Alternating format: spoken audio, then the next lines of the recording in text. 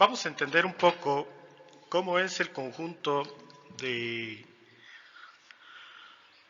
diseño, ¿sí? Todos los elementos a diseñar para poder realizar un proyecto de base de datos. Como tal habíamos visto, hay páginas en las cuales utilizamos bases de datos y las cuales para poder ser funcionales requieren de una planeación, requieren de elaboración de código y requieren de instrucciones para poder realizar dichas bases de datos. Entonces, en este caso primero vamos a entrar a lo que es el modelo entidad-relación. Vamos a ver una parte, no lo vamos a ver al 100%. Realmente vamos a tomar la parte más sencilla, que es entender cómo funciona una base de datos a partir del diseño, ¿sí? Bueno, primero que nada, el modelo de base de datos es un conjunto de ideas lógicas utilizadas para representar la estructura de base de datos. Como tal, el modelo pues viene siendo la forma o la estructuración de cómo va a integrarse la base de datos, ¿sí? Una estructuración de manera gráfica muy parecida a lo que viene siendo los diagramas de flujo, pero en los diagramas de flujo lleva una secuencia lógica y en este caso lleva una relación, ¿sí? Por eso hablamos ahora del modelo relacional. Este nos permite visualizar la estructura de bases de datos y las relaciones entre los datos. Modelar es igual a formar o construir en este caso, ¿sí? Porque hay diferentes términos con los cuales se utiliza lo que es el modelo, ¿no? Pero en este caso tratamos de verlos desde la perspectiva de formar y construir. Y más adelante vamos a ver cómo. Bueno, lo que es el MER, modelo entidad relación, dice herramienta para modelar nuestra base de datos y analizarla. Este pequeño mapeo o este pequeño modelo para poder realizar nuestra base de datos nos sirve principalmente antes precisamente de desarrollar la base de datos. Por ejemplo, en programación, primero les dijeron que hicieran sus algoritmos para ubicar qué y qué procesos hacía el programa, ¿no? Pero en base de datos primero dibujamos la estructuración, ¿sí? Lo que es como quien dice el diseño a lápiz, para posteriormente integrarlo a una computadora. ¿Por qué se diseña así? Bueno, la situación de diseñarlo así es porque al final todas estas herramientas, al final es como el borrador, ¿sí? Y es también la guía para poder trabajar. Vamos a continuar.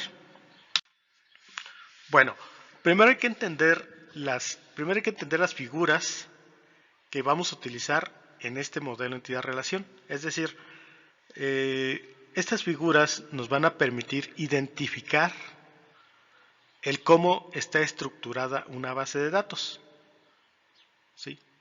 Por ejemplo, los elementos del diagrama entidad-relación abarcan un rectángulo.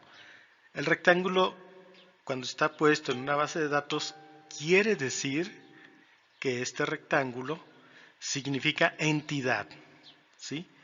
Dice entidad, objeto concreto abstracto que figura en nuestra base de datos, como pueden ser alumno, cliente, empresa, alergia, etcétera, ¿sí? Son algunos títulos de la entidad que pudieran tener nuestra base de datos. Ahora, lo que viene siendo la relación es el cómo se relaciona una entidad con otra. Dice relación entre entidades, también llamado mapeo o cardinalidad, ¿sí? Todas las entidades se relacionan con este rombo, ¿sí? No lo vayamos a confundir con lo que son diagramas de flujo. Acuérdense que cuando hablamos de base de datos trabajamos algunas figuras similares, pero que aquí están tomando en cuenta otra forma de hacer las cosas, es decir, realizan otras actividades diferentes. Y pues bueno, es muy importante que estén unidas mediante una línea.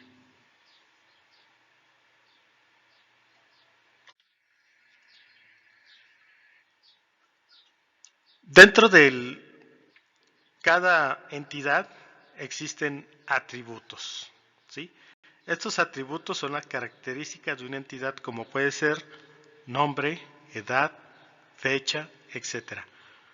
Por ejemplo, si yo tengo una entidad que se llame alumno, pues bueno, la entidad alumno va a contener el nombre personal de cada quien, va a contener, por ejemplo, calificaciones, con qué profesores está relacionado, no, eso no lo va a tener. ¿Por qué? Porque el atributo como tal habla de las características de una entidad. El profesor ya sería otra entidad, o también dependiendo de la perspectiva que tenga la base de datos o la entidad como tal. ¿Sale? Si estamos hablando de alumnos, pues viene siendo una entidad propia para los alumnos y sus características van a ser nombre, edad, fecha, etcétera. Esos serían los atributos. ¿Sí?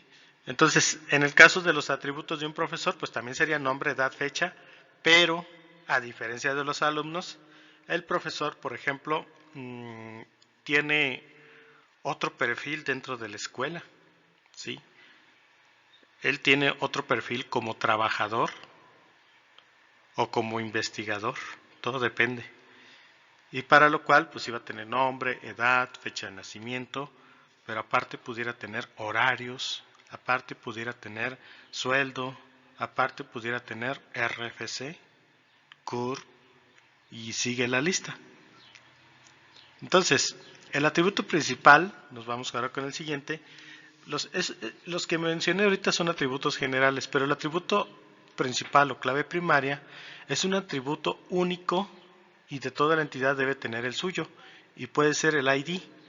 En el caso de ustedes como alumnos, una de las características dentro de la institución, es decir, dentro de la escuela, es que ustedes tienen una clave primaria o atributo principal.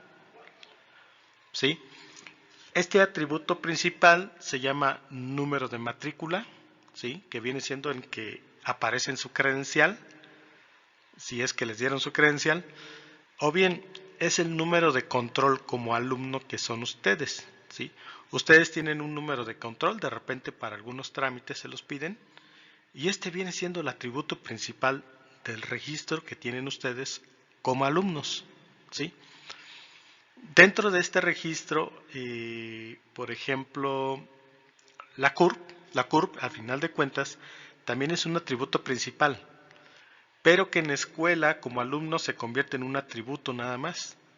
Pero en la página de donde están las CURPs, ahí se convierte en un atributo principal o clave primaria.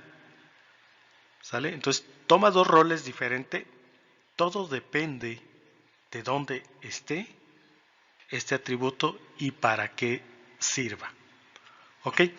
El atributo foráneo o clave secundaria, este está figurado como una píldora, es la que está ahí, que tiene como quien dice la mitad de un color oscuro o de color cualquiera y otra mitad con un color claro, ¿sí? De preferencia los tonos que se están manejando. Estos atributos foráneos o clave secundaria identifican una entidad externa en otra, ¿sí? Es la manera en cómo se relacionan. Por ejemplo, ustedes son jóvenes que tienen mamá o papá, ¿sí? O tienen ambos, o para los que tienen la desfortuna de no tenerlos, pues bueno, y se escuchó medio feo eso, pero bueno, de alguna manera sus apellidos son los atributos foráneos, porque estos dos apellidos vienen de la relación de hijo y papá, ¿sí?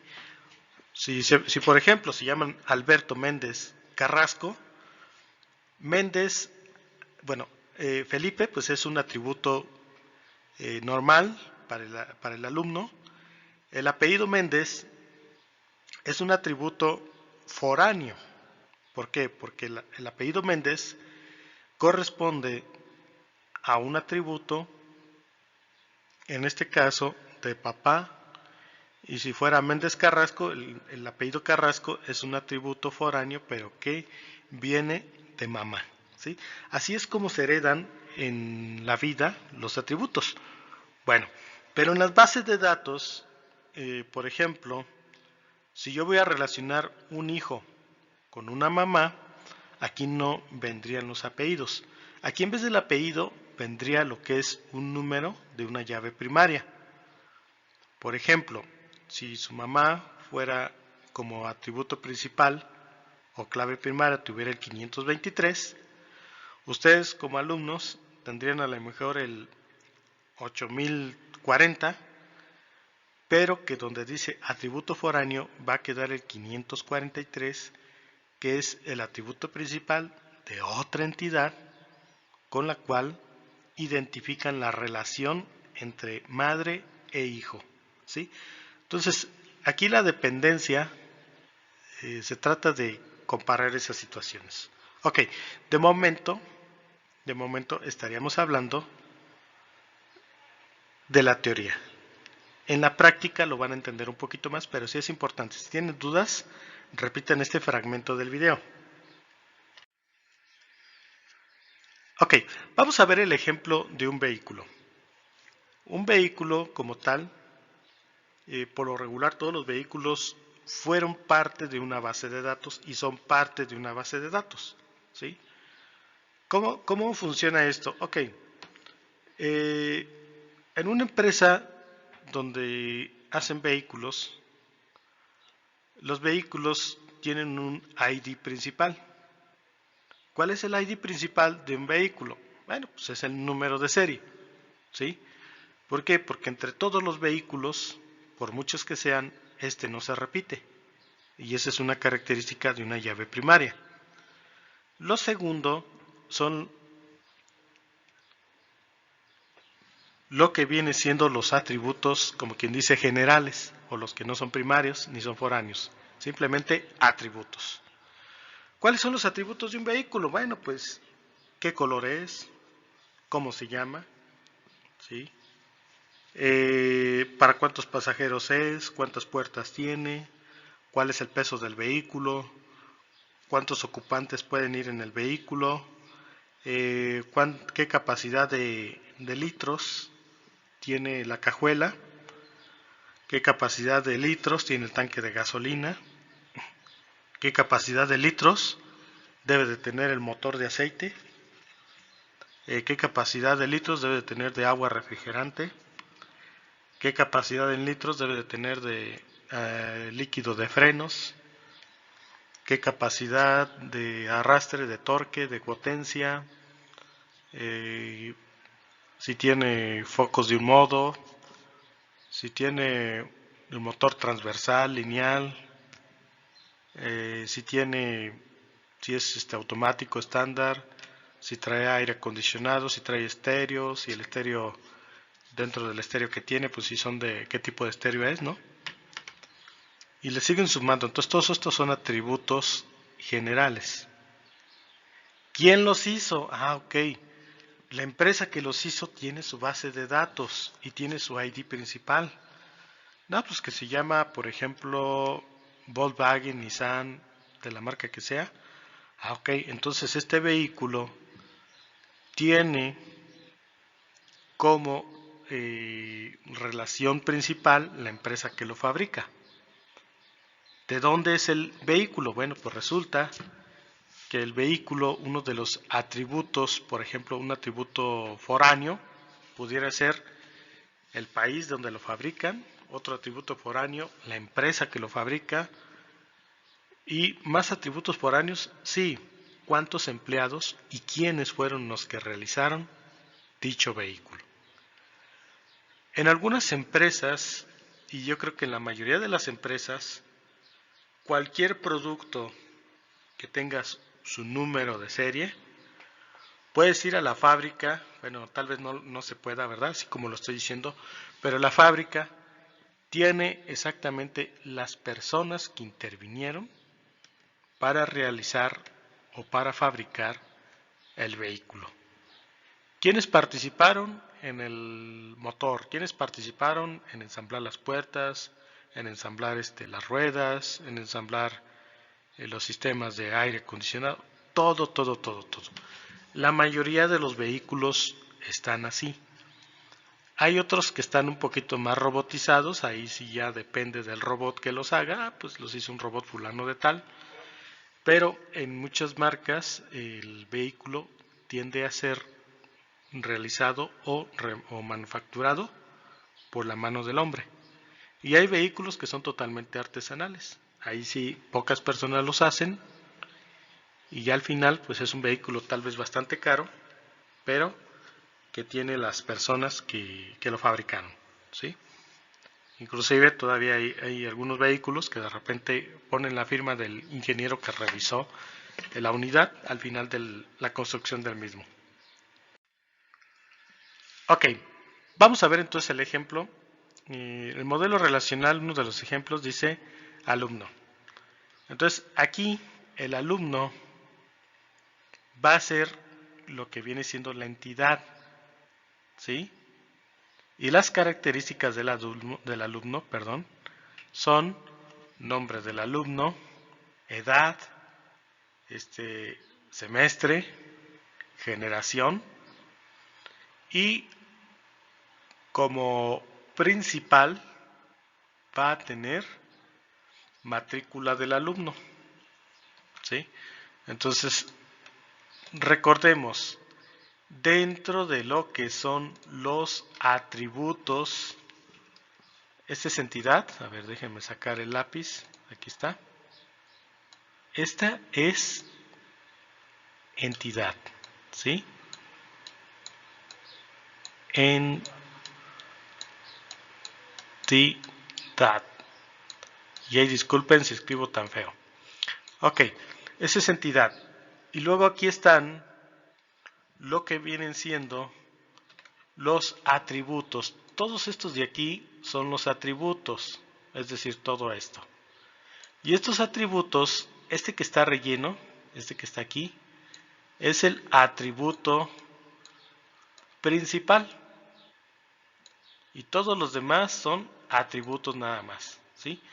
¿Por qué principal? Porque este es como el número de serie de todos los alumnos. En este caso es la matrícula y es, por ejemplo, todos ustedes tienen una matrícula. Bueno, pues ese es su ID en la base de datos de la escuela. Y los demás son atributos como nombre, edad, CURP, semestre, generación, etcétera, etcétera, etcétera. Ok, pasamos al siguiente.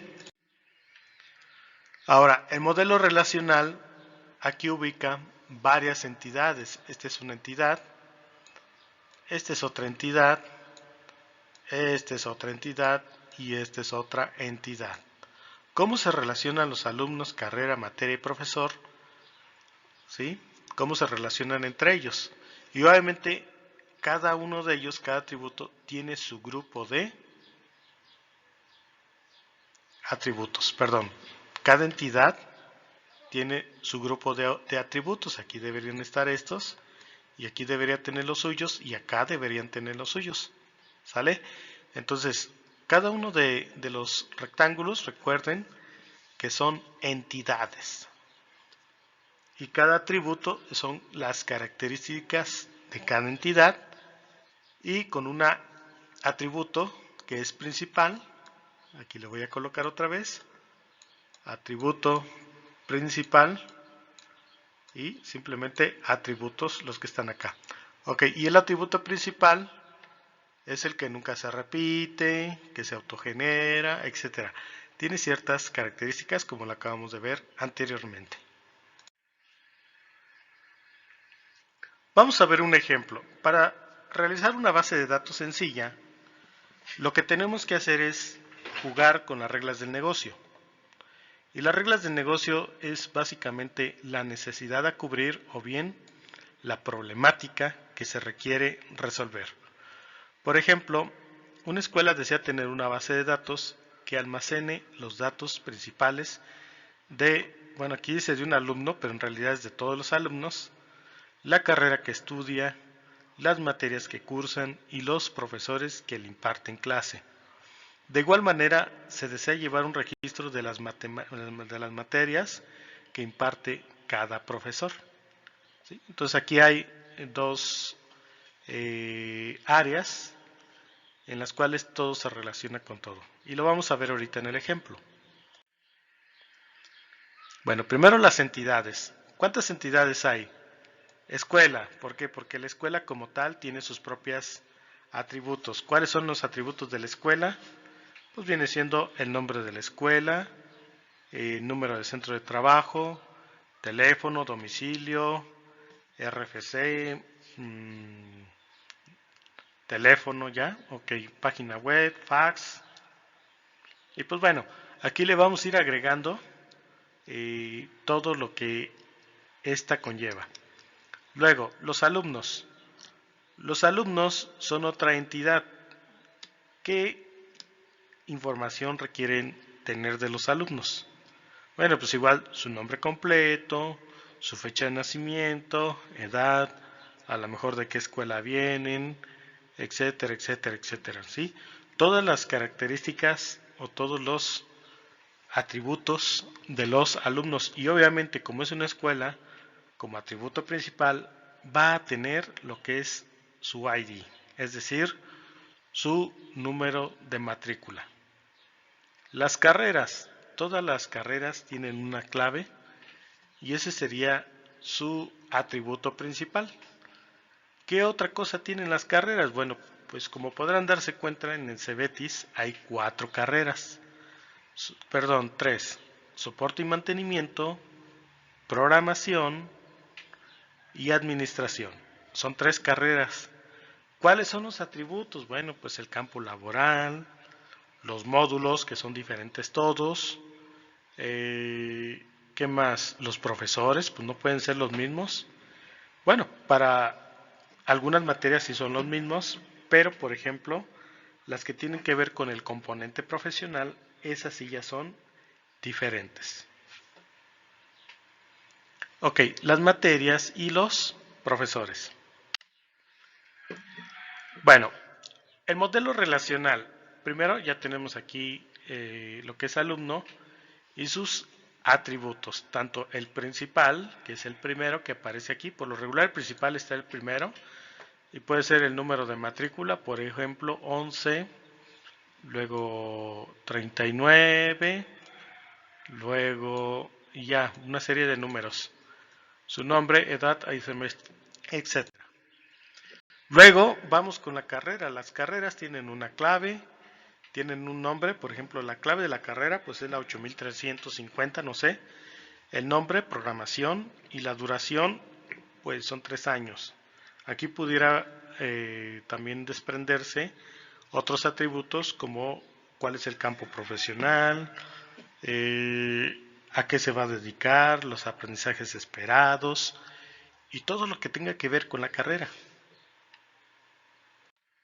Ok, el profesor, bueno, tiene su clave como trabajador, ¿sí? Una serie de números, tiene su nombre, tiene su dirección, tiene su teléfono y tiene sus horarios, entre muchas otras cosas. Recuerden que este es un ejemplo. La materia. La materia, pues aquí ya es un poco diferente.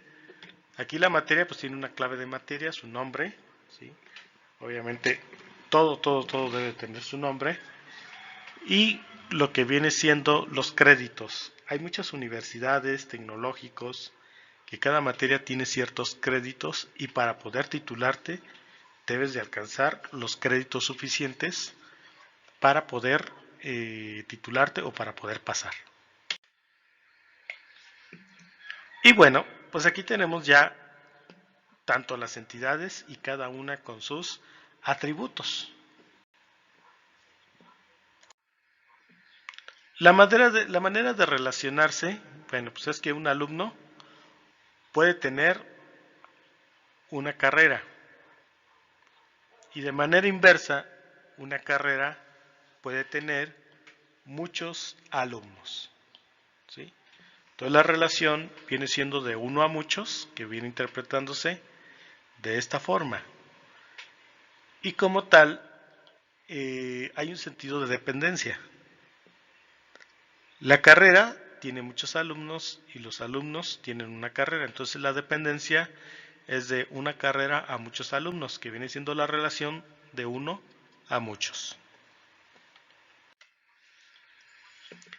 Para poder darle el apellido, que era lo que les decía de la clave foránea, pues obviamente en este caso al alumno se le va a agregar otro atributo, que es el que está aquí, que viene siendo el de la carrera, ¿sí? Que viene estando aquí.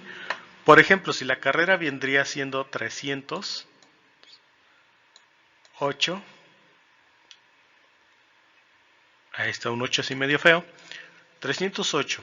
Ok, entonces si este alumno se inscribe a la carrera de programación,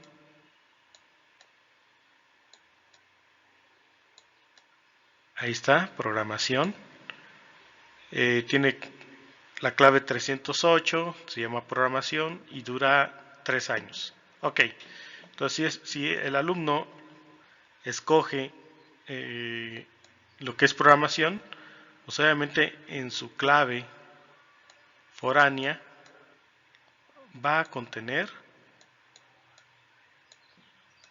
pro, no es cierto, no va a mantener pro, chicos, va a mantener el 308, ¿sí? ¿Por qué? Porque de acuerdo a lo que acabo de explicar, la carrera puede tener muchos alumnos, los alumnos solo una carrera, por lo tanto la relación es de uno a muchos, ¿sí? Y el alumno depende del estudio, o sea, depende de lo que escogió en la carrera como para poder tomar las materias, ¿sale? Entonces aquí iría 308 y de esta manera se estaría relacionando de uno a muchos. Cuando la dependencia fluye en ambos sentidos, por ejemplo, los alumnos, en el caso del CEBETIS, pueden tener varios profesores, ¿sí? Tienen el profesor de matemáticas, tienen el profesor de español o leo y oye, tienen el profesor de física, etcétera, etcétera. Y muchos de estos profesores también les dan clases a otros grupos, ¿sí? Así como son profesores de un grupo de alumnos, pues también los alumnos tienen diferentes profesores para su propia preparación. Entonces, esta relación se redacta de muchos a muchos. Aquí está, de muchos a muchos. ¿Cómo funciona? Bueno, un profesor tiene su clave primaria y esta sería aquí. Y un alumno tiene su clave también primaria, que pudiera ser, ahí está, que pudiera ser su número de control. Entonces para esto se genera una tabla y esta tabla, aquí no lo especifica, pero también debe de tener su atributo primario. Ahí está, es como, imagínense que es como una de las píldoras que están aquí, pero como es primario viene totalmente rellenadito. Y este, por ejemplo, se va a llamar relación o rel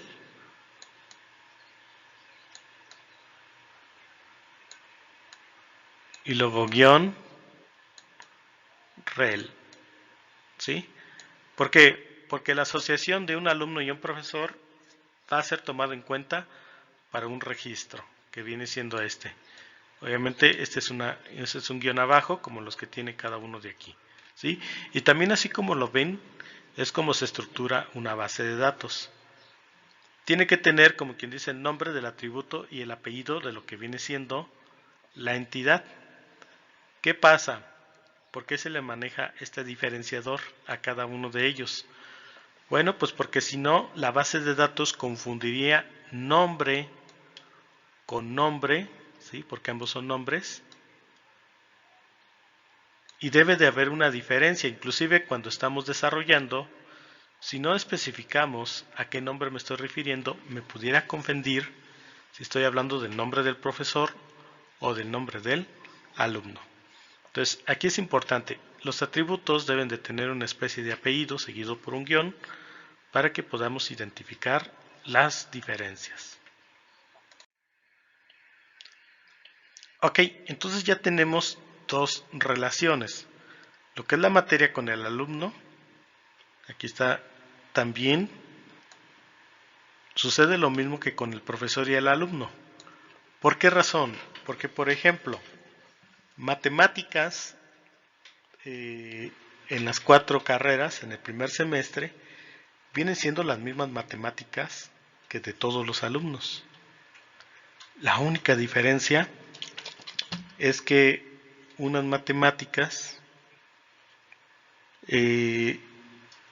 básicamente son para nivelar el bachiller que tienen, no son matemáticas con cierta especialización, y como somos una escuela técnica, pues casi siempre lleva las mismas matemáticas en todos los grupos. Lo único que difiere, por ejemplo, entre las 3 carreras que hay en el bachillerato, en este caso TAR y Moro, la única diferencia son los módulos y, por ejemplo, entre el grupo A y B de administración, pues básicamente la especialidad o el bachiller,